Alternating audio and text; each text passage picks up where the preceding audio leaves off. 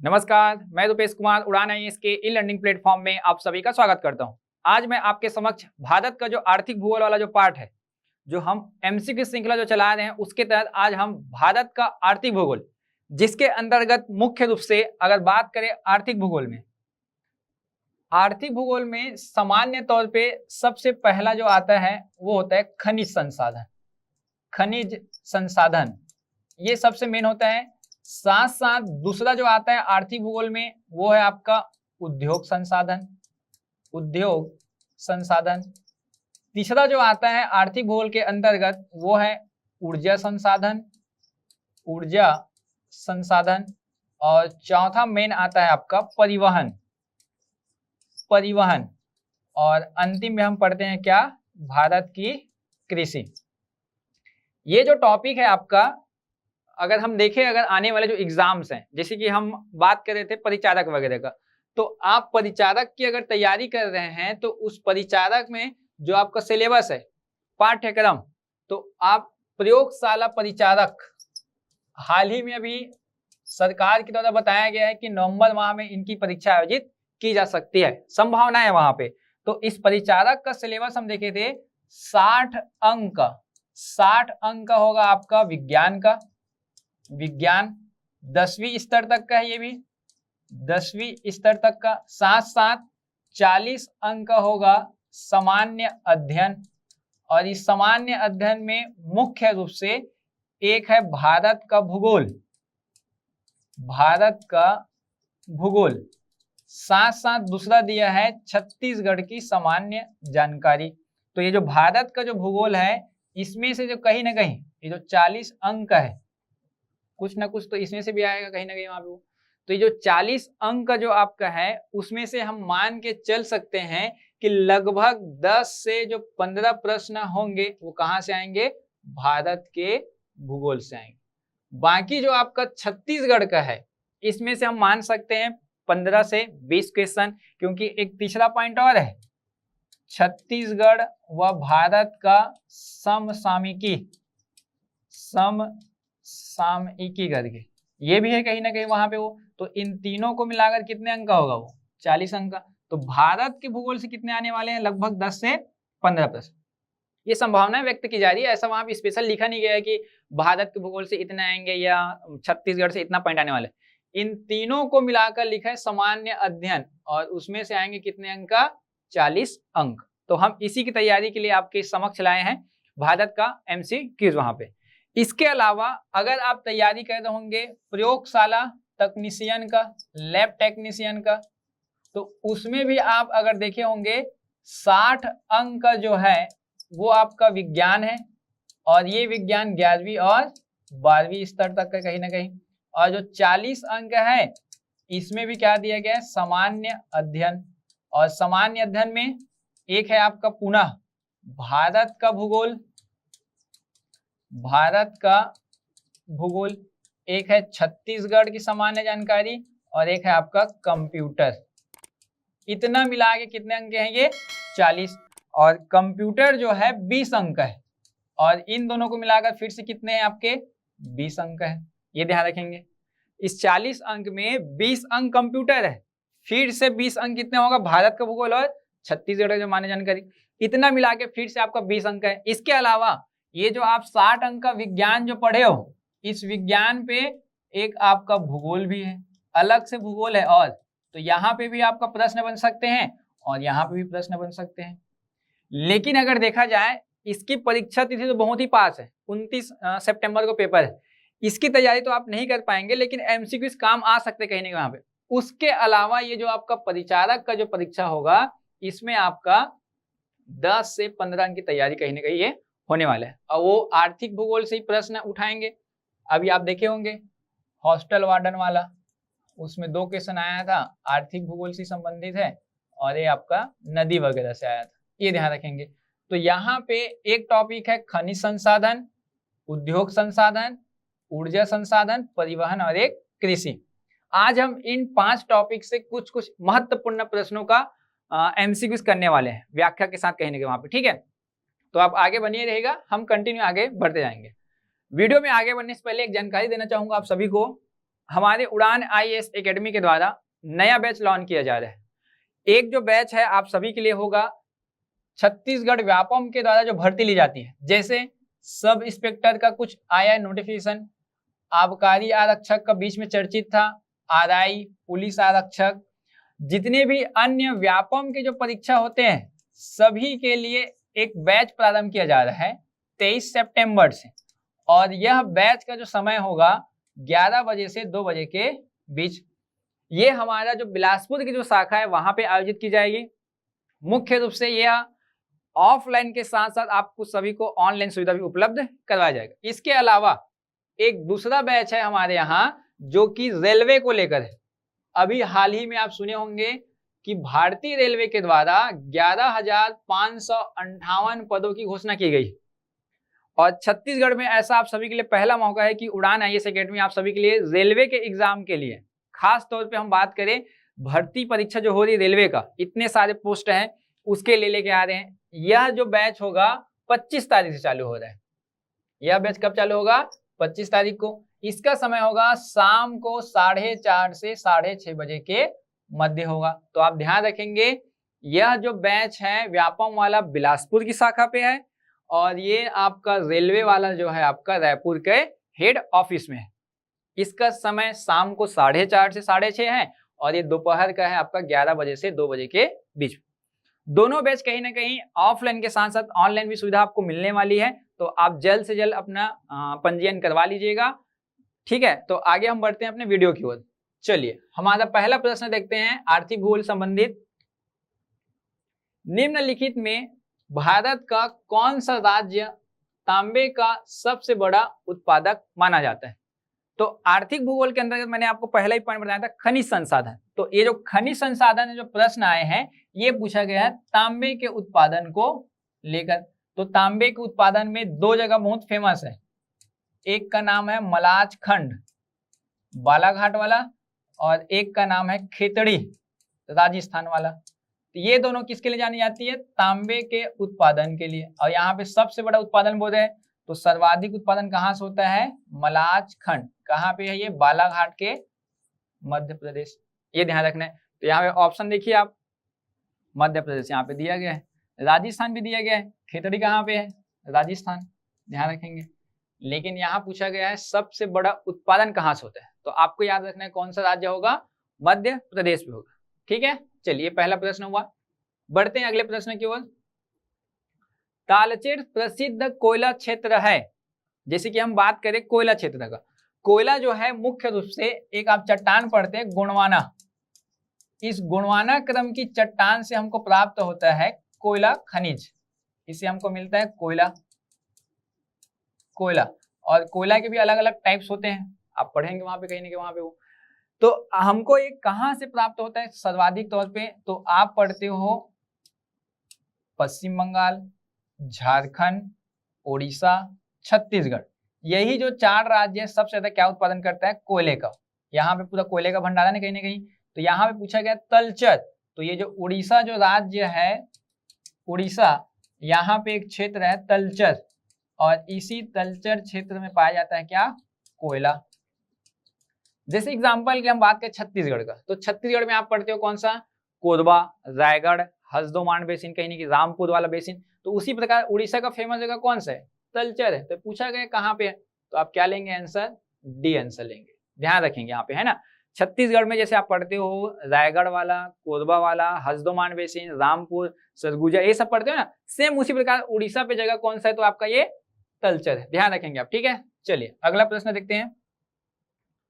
नीचे दिए गए कथन पढ़िए एक बार, और एक को तथ्य ए और दूसरे को कारण आर कहा गया। मतलब बोला गया है कथन दिया गया है यहाँ पे, एक को बोला गया है ए और दूसरे को बोला गया है क्या? कारण आर कहा गया है। तो पढ़ते हैं तथ्य क्या है। पहला, गोंडवाना शैल समूह भारत का लगभग 95% कोयला प्रदान करता है। अभी मैंने आपको सभी को बताया कि जो गोंडवाना जो खनिज है उससे हमको क्या मिलता है? कोयले की प्राप्ति होती कहीं ना कहीं। कारण क्या बोलता है? अधिकांश लौह धात्विक और अलौह धात्विक खनिज धारवाड़ शैल समूह में मिलता है। तो हम बात करें अगर चट्टानों का, तो जैसे कि हम पढ़ते हैं सबसे प्राचीनतम चट्टान कौन सी है? आर्कियन, सबसे प्राचीनतम आर्कियन। इसके बाद क्या बनता है? धारवाड़। धारवाड़ के बाद क्या बनता है? मुख्य रूप से आपका विंध्यन क्रम, विंध्यन, जिसमें आप ये तो पढ़ लेते हैं इसी को, कडप्पा। कडप्पा के बाद बनता है क्या? विंध्यन, जिसको आप केंद्रित चट्टान बोलते हैं। इसके बाद क्या बनता है? गोंडवाना। गोंडवाना, ऐसा एक क्रम पढ़ते हैं चट्टानों का कहीं ना कहीं। तो आप पढ़ते हो धारवाड़, ध से याद करना है धात्विक और अधात्विक खनिज, जैसे कि लोहा, इसमें क्या मिलता है? लौह अयस्क। कडप्पा पे क्या मिलता है आपका? मुख्य रूप से चूना पत्थर, चूना पत्थर। विंध्यन में क्या मिलता है? संगमरमर, जैसे कि भेड़ाघाट। एमपी का जो भेड़ाघाट है वो विंध्यन क्रम की चट्टान है, उसमें कौन सा खनिज मिलता है? संगमरमर। और गोंडवाना में क्या मिलता है? कोयला। तो आप यहां से भी याद कर सकते हो। देखो, आर्कियन तो बेस चट्टान होता है, इसके अपर्दन क्षरण से क्या बनेगा? धारवाड़, जिसमें क्या मिलता है? धात्विक खनिज मिलती है, लोहा वगैरह का है। इसके ऊपर क्या बनता है? कडप्पा, और कडप्पा में क्या मिलता है? चूना पत्थर। और इसी का कायंत्रित बनता है विंध्यन, जिसमें मिलता है क्या आपका? संगमरमर वगैरह। फिर बाद में बनता है कौन सा? गोंडवाना। जब पृथ्वी में दरार आती है तब उसमें क्या है? कोयला। तो यहाँ पे कथन को पढ़िए आप, ये तो सही है, ए सही है, कारण भी सही है, दोनों सही है, लेकिन यहाँ पे समझेंगे ए और आर दोनों सही है। आर ए की सही व्याख्या करता है क्या? यहाँ पे आर जो है ए की सही व्याख्या करता है क्या, ये पूछा गया। तो आप देखिए ये कौन सा चट्टान है? धारवाड़। और ये कौन सा चट्टान है? गोंडवाना। तो दोनों में खनिजों की संख्या क्या है, मतलब मात्रा या जो मिल रहे कहीं ना कहीं खनिज वो अलग अलग है वहां पे, तो वहां पे व्याख्या वो नहीं करते हैं। तो दूसरा ऑप्शन देखेंगे, ए आर दोनों सही है, किंतु आर जो ए की सही व्याख्या नहीं करती। दोनों तो सही है, लेकिन व्याख्या सही नहीं कर रहे हैं कि गोंडवाना क्रम में जो कोयला मिल रहा है वो धारवाड़ में पाने के कारण है कहीं ना कहीं वहां पे वो। तो ये आपका ऑप्शन क्या होगा? बी सही हो जाता है, ये ध्यान रखेंगे आप। चलिए बढ़ते हैं अगले प्रश्न की ओर। निम्न में से कौन सा एक भारत की सबसे पुरानी तेल शोधन इकाई है? कौन से जगह पे हमको तेल का जो शोधन मतलब फैक्ट्री स्थापित किया गया था, वहां पे संयंत्र, वो हमको पूछा गया यहाँ पे। तो यहाँ पे हम देखते पाते हैं कि भारत में सबसे पहला तेल की जानकारी मिलती कहाँ से? असम से। ये जो असम जो क्षेत्र है यहीं पे हमको मिलता है, और यहाँ पे पहला बना था कहाँ? डिगबोई क्षेत्र पे, डिगबोई क्षेत्र में, ये ध्यान रखेंगे। इसके अतिरिक्त बहुत सारे यहाँ पे क्या है? तेल शोधन है, जैसे कि आप नहर कटिया सुनेंगे, नहर कटिया, जैसे कि आप बप्पा तुंग सुनेंगे, बप्पा तुंग, जैसे कि आप सुरमा घाटी सुनेंगे। ऐसे काफी सारे क्षेत्र हैं कहाँ पे? इस असम, ब्रह्मपुत्र घाटी बोला जाता है, लेकिन पहला पूछा गया तो कौन सा जगह होगा? वो डिगबोई होगा। तो यहाँ पे आंसर क्या होगा आपका? ये डिगबोई होगा, ध्यान रखेंगे। ये आंसर इंपॉर्टेंट है, ध्यान रखना आप, पेट्रोलियम क्षेत्र के लिए कहीं ना कहीं वहां पे तेल के लिए, ठीक है। चलिए अगला प्रश्न देखते हैं। कोयले का अंतर्राज्यीय परिवहन रेलवे द्वारा संपन्न किए जाने वाले परिवहन का एक प्रमुख साधन है। यहाँ पे ये बोला जा रहा है कि भारत के अंदर अंतर्राज्यीय अगर परिवहन होता है तो उसका एक प्रमुख माध्यम क्या है आपका? Train, railway. जैसे आप देखे होंगे ना जी, मालगाड़ी जो होता है क्या करता है? सबसे ज्यादा खनिज संसाधनों क्या करता है? दोहन, एक जगह से दूसरे जगह ले जाता है परिवहन करके। दूसरा क्या बोलते हैं? कारण बंगाल और झारखंड जो है कोयले की खदानें पश्चिमोत्तर राज्यों की कोयला की आपूर्ति का प्रमुख स्रोत है। तो यहाँ पे मैंने अभी बताया आप सभी को, पश्चिम बंगाल, झारखंड, उड़ीसा, छत्तीसगढ़, यहीं पे क्या मिलता है सबसे ज्यादा? कोयला। और ये बोल रहे हैं ये कोयला जो है आपूर्ति किसको ज्यादा करता है? पश्चिमोत्तर को, जैसे कि राजस्थान, गुजरात, महाराष्ट्र वाले हिस्से को क्या करता है? ताप विद्युत के लिए या ऊर्जा संसाधन के लिए सोर्स से कहीं ना कहीं। अब यहाँ तो नहीं मिलता है कोयला, तो कहाँ से जाता है? झारखंड, पश्चिम बंगाल, मुख्य सोर्स से कहीं ना कहीं वहां पे। तो दोनों सही है। तो यहाँ पे देखो ए आर दोनों सही है, और आर जो है ए की सही व्याख्या भी करता है। कैसे व्याख्या कर रहे हैं भाई? झारखंड और पश्चिम बंगाल से राजस्थान मान लो जब लेके जाना है पश्चिमोत्तर में, तो माध्यम क्या होगा? रेलगाड़ी ही तो होगा, रेलगाड़ी। तो व्याख्या सही करे कहीं ना कहीं वहां पे वो। तो इसका आंसर सही क्या होगा? ए हो जाता है, ये ध्यान रखेंगे आप, ठीक है।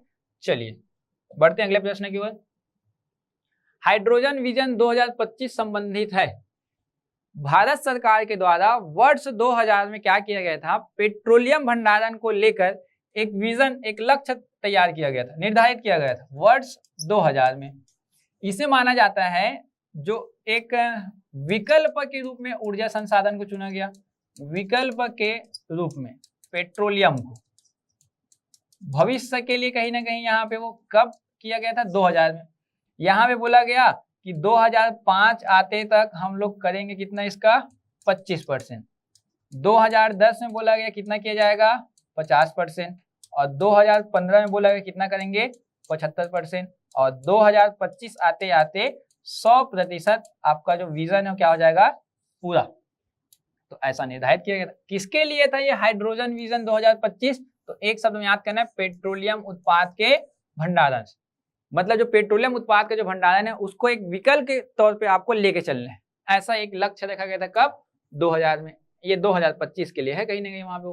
तो ये ध्यान रखेंगे आप, हाइड्रोजन विजन किससे संबंधित है, पेट्रोलियम उत्पाद के भंडारण संबंधित। चलिए बढ़ते अगले प्रश्न की ओर।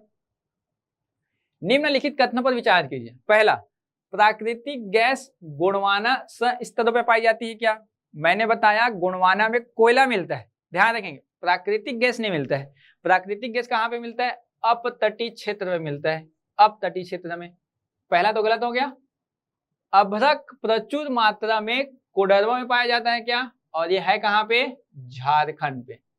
माना जाता है जो माइका अभ्रक जो है सबसे ज्यादा पाई जाती है कहाँ पे, झारखंड के कोडरमा में, यहाँ पे मिलता है। तो ये सही है कहीं ना कहीं। इसी को बोला जाता है माइका सिटी ऑफ इंडिया। ये ध्यान रखें, कोडरमा को क्या बोला जाता है, माइका सिटी ऑफ इंडिया। कारण क्या है भाई, वहां पे अभ्रक का उत्पादन सबसे ज्यादा होता है, तो इसलिए क्या बोले, माइका सिटी ऑफ इंडिया। तो ये दो तो सही है भाई, ठीक है। धारवाड़ खनिज तेल के लिए प्रसिद्ध है क्या? ये बिल्कुल गलत है। धारवाड़ किसके लिए जानी जाती है, धात्विक खनिज के लिए जानी जाती है। तो देखो 1 और 3 गलत है, 1 और ये 3 जहां गलत है तो ऑप्शन बी क्या होगा आपका, सही, क्योंकि केवल 2 सही है। ध्यान रखेंगे आप वहां पे, ठीक है ना। कोडरमा को याद रखेंगे, राज्य पूछेंगे तो झारखंड, ठीक है। किसके लिए प्रसिद्ध, तो माइका या तो अभ्रक के लिए। चलिए अगला प्रश्न देखते हैं। जादूगोड़ा किस लिए प्रसिद्ध है? तो जादूगोड़ा आप नाम सुने होंगे, झारखंड राज्य में स्थित है, जो सबसे ज्यादा प्रसिद्ध है यूरेनियम के लिए। तो यहाँ पे आंसर क्या होगा आपका, ये डी आंसर ये सही होता है। चलिए अगला प्रश्न देखते हैं। निम्नलिखित कथनों पर विचार कीजिए। पहला कथन, भारत में थोरियम का कोई निक्षेप नहीं है क्या? ये बोला जा रहा है कि भारत में थोरियम में कोई भी निक्षेप नहीं है, ये बिल्कुल भी गलत।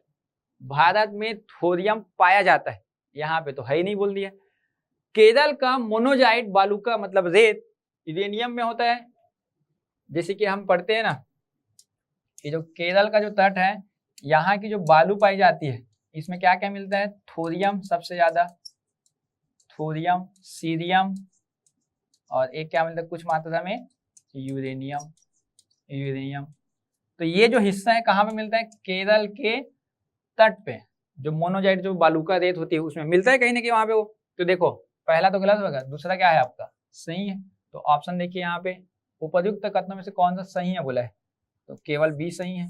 पहला तो गलत हो गया क्योंकि हमारे यहाँ थोरियम बहुत ज्यादा मात्रा में पाई जाती है कहीं ना कहीं वहां पे वो। तो ध्यान रखेंगे ये वाले हिस्से को, ठीक है। चलिए अगला प्रश्न, स्वर्णिम चतुर्भुज क्या है? तो स्वर्णिम चतुर्भुज किसको बोला जाता है, किससे संबंधित है? तो यहाँ पे देखिए, महानगरों को जोड़ने वाला रेल मार्ग है क्या? नहीं। प्रमुख वायु मार्ग, गलत है। स्वर्ण व्यापार संबंधित, नहीं है। राष्ट्रीय राजमार्ग जो नेशनल हाईवे उसको जोड़ता है।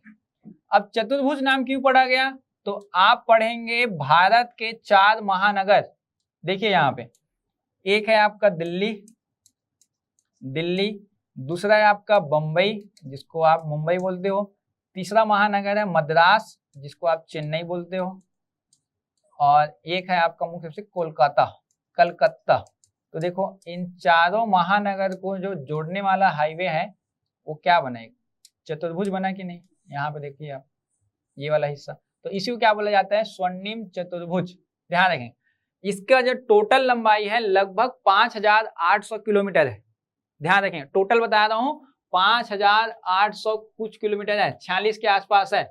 अब पूछा जाएगा कि कहां से कहां की लंबाई सर्वाधिक है, तो आप देख पा रहे हो यहाँ चेन्नई से कहां तक का दिखाई दे रहा है, कोलकाता, लगभग 1684 किलोमीटर का यहाँ तक। ये ध्यान रखेंगे आप, ठीक है। तो याद रखना है आपको, राष्ट्रीय राजमार्ग को जोड़ने वाला कौन कौन सा महानगर है, तो सुन लेंगे बगैर, दिल्ली, बम्बई, चेन्नई और एक कोलकाता। तो ये 4 महानगर यहाँ आप देख सकते हो, पॉइंट यहाँ पे मैं कर दिया वहां पे।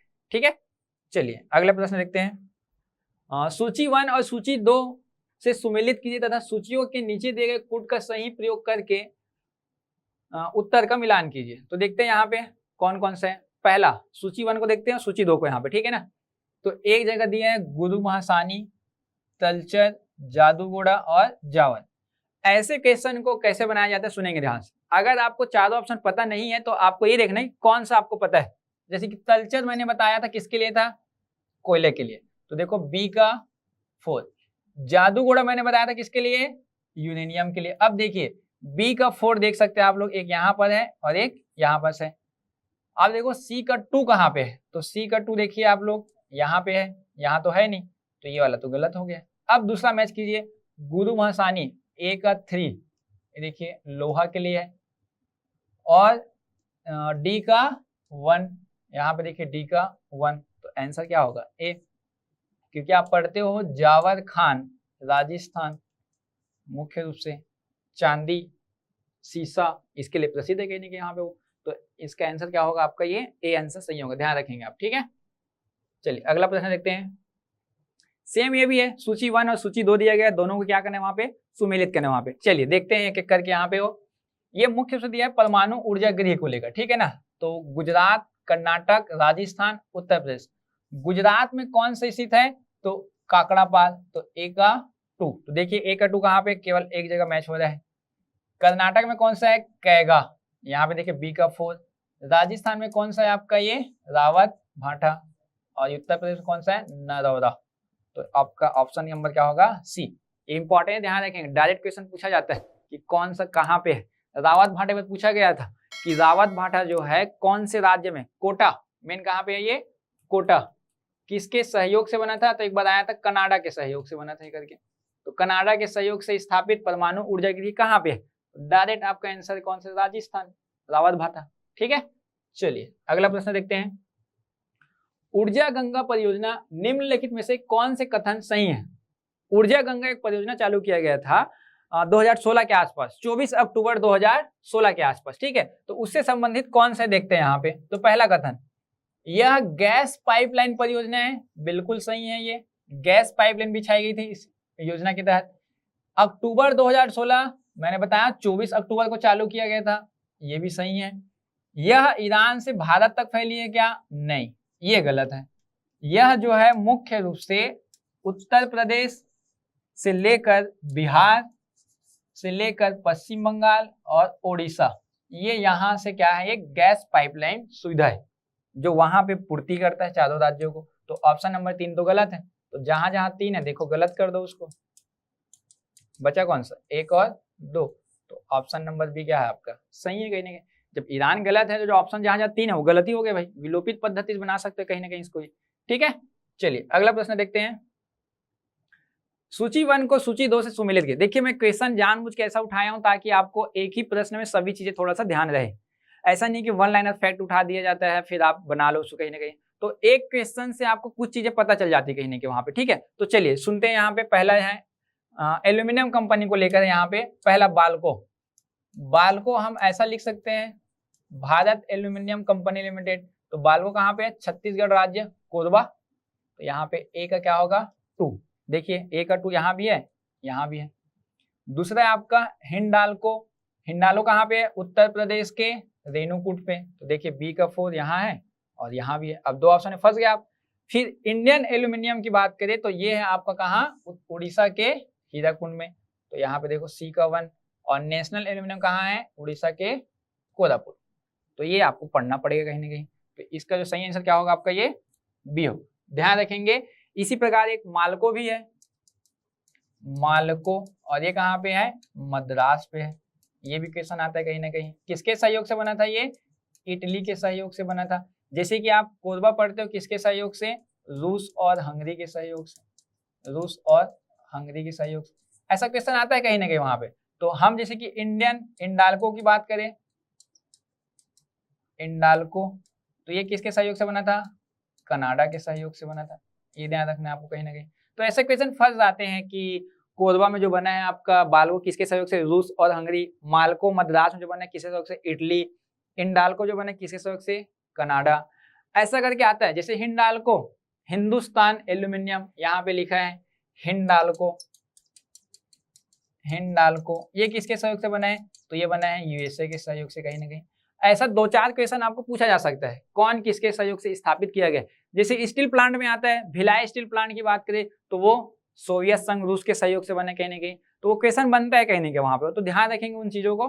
ठीक है, चलिए अगला प्रश्न देखते हैं। नीचे दिए गए कथन जिनमें से एक को कथन ए तथा दूसरे को कथन कारण आर कहा गया। अब कथन पढ़ते हैं। पहला कथन है अहमदाबाद भारत में सूती वस्त्र उद्योग का सबसे बड़ा केंद्र है क्या। मानता हूं कि अहमदाबाद या गुजरात जो है सूती वस्त्र के लिए जानी जाती, लेकिन वहां दिया सबसे बड़ा केंद्र पूछा गया। लेकिन सबसे बड़ा केंद्र कौन सा है भारत में वर्तमान में, मुंबई। हम मुंबई को बोलते हैं सूती वस्त्र की राजधानी। ये जो महाराष्ट्र है, मुंबई या मुंबई जो बोलते हो क्या है, और सबसे पहला फैक्ट्री यहीं पे स्थापित हुआ था 1854 पे। तो सूती वस्त्र की राजधानी मुंबई है, मतलब सबसे बड़ा क्या होगा, उत्पादक होगा। तो पहला क्या हो जाता है, ये गलत हो जाता है। दूसरा, अहमदाबाद भारत के प्रमुख कपास उत्पादन क्षेत्र है, इसलिए यहाँ कच्चे माल की समस्या नहीं है। हाँ ये सही है भाई। हम पढ़ते हैं कि ये जो आपका गुजरात और महाराष्ट्र, खास तौर पे महाराष्ट्र और ये आपका गुजरात, ये जो आपका महाराष्ट्र है ये मुख्यतः ज्वालामुखी के उद्गार से निर्मित दक्कन का पठार है। ये किसका है, ये दक्कन का पठार। और दक्कन का पठार किससे बना है, ज्वालामुखी के उद्गार से बना है। मतलब इस ज्वालामुखी के उद्गार से निर्मित दक्कन पठार में कौन सी मिट्टी पाई जाएगी, काली मिट्टी। और काली मिट्टी किसके लिए फेमस है, कपास के लिए। तो कपास में सबसे ज्यादा उत्पादन कहाँ होगा, एक महाराष्ट्र और एक आपका गुजरात। तो महाराष्ट्र में भी काली मिट्टी है, गुजरात में भी है, लेकिन उत्पादन सबसे ज्यादा कहाँ पे होगा, महाराष्ट्र में होगा। गुजरात में भी होगा, लेकिन यहाँ पे पूछा गया है कि गुजरात में कच्चे माल की कोई समस्या नहीं होती है। नहीं होता है भाई, मैं थोड़ी ना बोल रहा हूँ उत्पादन ज्यादा हो रहा है, समस्या उत्पन्न नहीं होती है बोले, तो कारण तो सही है, ए गलत है आपका। तो देखो यहाँ पे ऑप्शन नंबर डी, ए गलत है किंतु आज सही है। तो ऐसे क्वेश्चन में फंसना नहीं है, क्वेश्चन को पढ़ना आराम से, एक एक शब्द पढ़ना है तब जाके बनता है। कभी पूछ रहे नहीं है ऐसा करके, तो यहाँ देखो समस्या नहीं है, तो आप पढ़ोगे पूरा एक एक वर्ड तब जाके बनता है वो कहीं ना कहीं। चलिए बढ़ते हैं अगले प्रश्न की ओर। निम्न में से किसे दक्षिणी गंगोत्री के नाम से जाना जाता है। दक्षिणी गंगोत्री के नाम से किसको जाना जाता है, तो वहां देखो कावेरी नदी का उद्गम स्थल है क्या, नहीं। वह स्थान जहां से पेरियार उत्तर की ओर बहती है, नहीं। भारत का प्रथम अंटार्कटिक पे क्या है, शोध केंद्र है। हम पढ़ते हैं ये जो हिस्सा है नॉर्थ पोल और एक है आपका साउथ पोल। तो नॉर्थ पोल में पढ़ते हो आर्कटिक महासागर और यहाँ पे पढ़ते हो साउथ पोल में अंटार्कटिक महाद्वीप। तो इसी में क्या है, भारत सरकार के द्वारा पहला शोध केंद्र स्थापित किया गया और उसी का नाम क्या रखा गया था, दक्षिणी गंगोत्री। ध्यान रखेंगे भारत में और ये दक्षिण की ओर यहाँ पे, ठीक है। तो ऑप्शन क्या होगा, सी, भारत का प्रथम अंटार्कटिक शोध केंद्र। ठीक है, चलिए अगला प्रश्न देखते हैं। उत्तर प्रदेश व पूर्व पश्चिम कॉरिडोर सुपर हाईवे का मिलन कस्बा है। यहाँ पे ये प्रश्न पूछा जा रहा है, जैसे कि एक सबको मैंने पढ़ाया स्वर्णिम चतुर्भुज, तो स्वर्णिम चतुर्भुज किससे संबंधित था, नेशनल हाईवे। ये किससे संबंधित था, नेशनल हाईवे। एक होता है उत्तर दक्षिण पूरब पश्चिम गलियारा, एक ये होता है, ये भी नेशनल हाईवे संबंधित, ध्यान रखेंगे। उत्तर दक्षिण पूरब पश्चिम गलियारा, कहां से कहां, तो एक पोरबंदर पढ़े होंगे आप लोग और एक है सिलचर।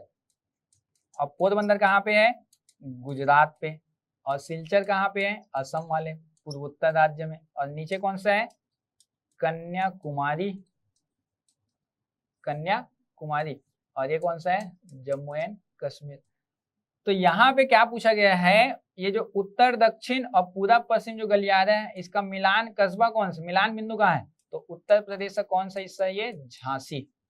ये ध्यान रखें। तो आंसर क्या होगा यहाँ पे, डी ऑप्शन होगा। ध्यान रखेंगे आप, पूछा गया है कि उत्तर दक्षिण पूरब पश्चिम का गलियारा है वो उत्तर प्रदेश में कहाँ पे मिलती है, तो कौन सा जगह है वो, झांसी पे है। आप ध्यान रखेंगे इसका सही आंसर क्या होगा आपका, ये डी होगा वहां पे। ठीक है, बढ़ते हैं अगले प्रश्न की ओर। जवाहर सुरंग कहाँ पे स्थित है, तो आप पढ़ते हो पीर पंजाल एक पर्वत, पीर पंजाल पर्वत, और इसी पीर पंजाल पर्वत पे एक सुरंग बनाया गया है, उसका नाम क्या है, बनिहाल दर्रा, बनिहाल दर्रा। और इसी दर्रे पे कौन सा है आपका ये जवाहर सुरंग है, तो आंसर क्या होगा आपका ये बी।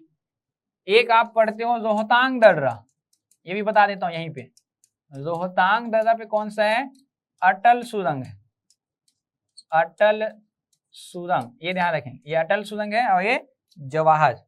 तो अटल सुरंग कहाँ पे है, तो रोहतांग दर्रा, ये हिमाचल प्रदेश में। ठीक है, चलिए बढ़ते हैं आगे। कांडला बंदरगाह स्थित है पूछा गया है, तो हम अगर देखें भारत में इंटरनेशनल जो पोर्ट है, अंतरराष्ट्रीय बंदरगाह, उस अंतरराष्ट्रीय बंदरगाह की संख्या कितनी है हमारे यहाँ, 13।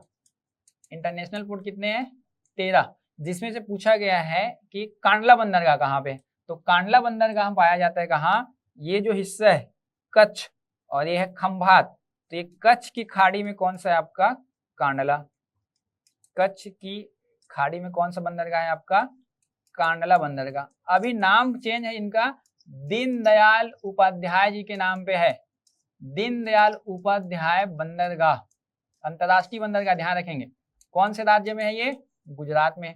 इसका सही आंसर क्या होगा, खंभात तो नहीं होगा, ये मैंने बताया कच्छ की खाड़ी, तो ऑप्शन डी क्या है आपके लिए, ये सही है। ध्यान रखेंगे कांडला बंदरगाह है, एक ज्वारी बंदरगाह के नाम से भी जाना जाता है वो। ठीक है, सबसे ज्यादा ज्वार भाटा वहीं पे आता है क्योंकि। चलिए अगला प्रश्न देखते हैं, ये हमारे लिए लास्ट होगा, ठीक है ना। यहाँ पे दिया गया है प्रमुख बंदरगाह को सूची 2 राज्य से सुमेलित कीजिए तथा सूचियों के नीचे दिए गए कूट की सहायता से सही उत्तर का चयन करना है। जैसे कि अभी मैंने बताया कुल 13 अंतरराष्ट्रीय बंदरगाह है। जैसे कि हम बात करें भारत का दक्षिणतम हिस्सा, तो ये वाला हिस्सा है अरब सागर, यहाँ पे है बंगाल की खाड़ी। तो भारत का जो समुद्री जो सीमा लगती है टोटल 9 राज्य से लगती है। तो एक तो आपका बन जाएगा कहाँ पे, ये गुजरात, जिसको मैंने बताया कहाँ पे, कांडला। एक है जो आपका महाराष्ट्र है, तो यहाँ पे 2 बंदरगाह पड़ते हैं, और एक है आपका कर्नाटक, और एक छोटू कौन है, ये गोवा, और यहाँ पे केरला। तो यहाँ पे आप देखिए टोटल 5 राज्य है, गुजरात, महाराष्ट्र, गोवा, कर्नाटक और एक केरला, और मुंबई पे 2 है, तो टोटल कितने हो गए यहाँ पे 6। फिर हम बात करें पूर्व हिस्से का, तो एक है तमिलनाडु, तो यहाँ पे टोटल 3 है। फिर आता है आंध्र प्रदेश, विशाखापट्टनम सुने होंगे, फिर आता है ओडिशा पारादीप, और ये आता है आपका पश्चिम बंगाल। ओडिशा, पश्चिम बंगाल, आंध्र प्रदेश और यह है तमिलनाडु। तो देखिए यहाँ पे 1 2 3 और 3 और 3 6 यहाँ पे, तो 6 और 6 12, और यहीं पे हमारे एक द्वीप समूह है अंडमान निकोबार, और इसकी राजधानी क्या है, पोर्ट ब्लेयर, पोर्ट ब्लेयर। यहीं पे 13वां इंटरनेशनल पोर्ट है, ध्यान रखेंगे। अभी बहुत ही चर्चित है पोर्ट ब्लेयर, ध्यान रखेंगे इनका नाम चेंज किया गया है और विजयपुरम रखा गया है। पोर्ट ब्लेयर का नाम क्या रखा गया है, विजयपुरम, और यहीं पे भारत का 13वां इंटरनेशनल पोर्ट है, अंतरराष्ट्रीय बंदरगाह। तो टोटल 13 है, तो यहाँ पे कुछ कुछ दिए गए हैं, जैसे कि कांडला मैंने अभी बताया गुजरात राज्य में, तो देखो ए का 4, तो यहाँ देखिए मैच कहाँ पे हो रहे हैं, ए ऑप्शन और ये सी। नवा सेवा कहाँ पे है, मुंबई पे है, महाराष्ट्र, तो बी का क्या होगा 1, तो देखिए बी का 1 यहाँ पे मैच हो जाए। अब पारादीप उड़ीसा 2, टूटीकोरिन कहाँ पे है, तमिलनाडु, तो 2 और 1 3 मैच हो जाए, तो ऑप्शन नंबर सी क्या होगा, ये सही आंसर होगा। ध्यान रखेंगे आप, ये टोटल 13 है, उसमें से कुछ कुछ यहाँ पे दिया गया है। तो ऐसे क्वेश्चंस आपके आर्थिक भूगोल से बनेंगे कहीं ना कहीं। इसमें कृषि वाला पार्ट छूटा हुआ है, तो उसको नए डाटा के साथ मैं एक वीडियो लेके आऊंगा कहीं ना कहीं वहाँ पे। तब तक के लिए इतना वीडियो को आप प्रैक्टिस कीजिएगा कहीं ना कहीं वहाँ पे, वो आने वाले जो प्रयोगशाला परिचारक है उसमें काफी काम आने वाला है, तो आप अच्छे से पढ़िएगा। तब तक के लिए धन्यवाद।